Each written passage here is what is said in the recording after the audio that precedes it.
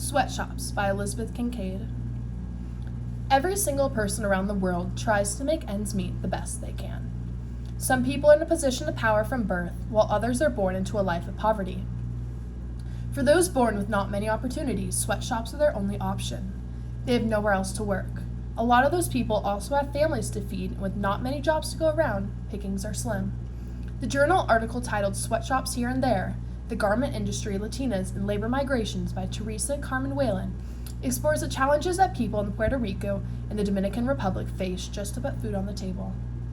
The Wall Street Journal articles, U.S. blocks Dominican Republic companies' sugar imports over alleged forced labor, written by Richard Vanderford, also examines an example of forced labor that is still used today.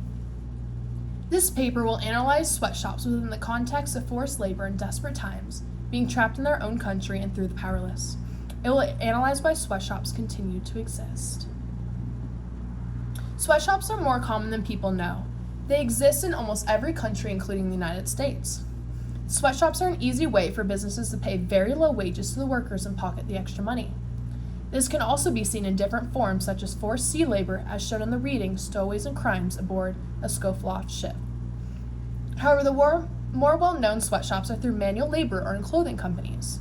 These are especially dangerous because they are not well-known. Typically, forced labor is done in foreign countries such as China, Puerto Rico, Dominican Republic, and more. This makes for a bad environment when greedy businesses go overseas to developing countries to get cheap labor.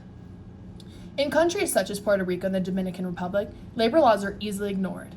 Therefore, overseas businesses can get away with paying incredibly low wages in unsafe work environments. For the workers themselves, it is not hard to understand why they would choose to work in such environments.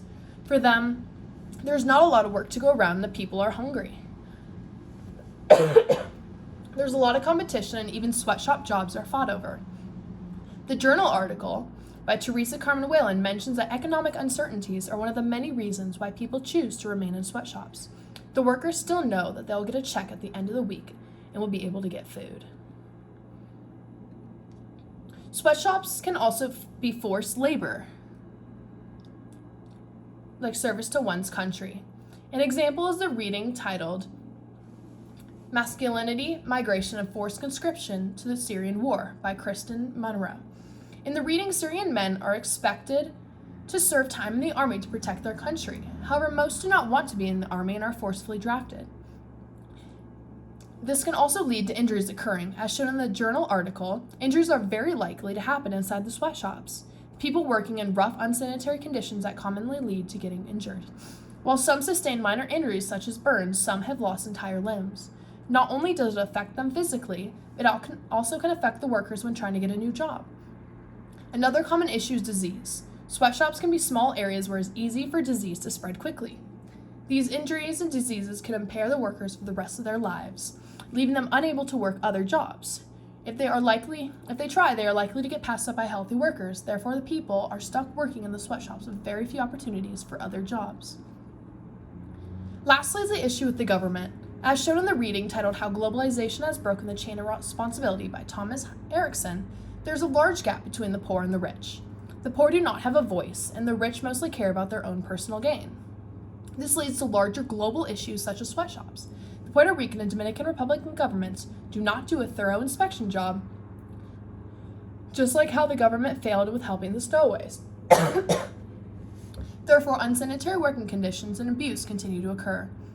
The people do not have a voice and are at the mercy of their superiors. The workers are not able to ask for breaks or a pay raise at the risk of being fired. They're simply one of many and are easily replaceable. They cause a fuss and they are fired and replaced. These systemic issues are what prevents many from leaving and forces them to continue working in these conditions. Some countries do try to help, as mentioned in the Wall Street Journal article. The news article showed cases of forced labor in the Dominican sugarcane fields and how the United States refused to do business until the forced labor ended. Yet this is only one example of many sweatshops that currently exist. Overall, sweatshops are a strong exploitation of desperate workers who do not have a voice and are not able to stop the chain of abuse. The issues are still happening today, and although some try to help, forced labor is a deep-rooted problem that takes a lot of change to end. People stay for the money they desperately need, and others are forced in the very beginning. A victim of their own country and culture, they cannot just leave. They are part of the larger picture that benefits those in charge. Thank you.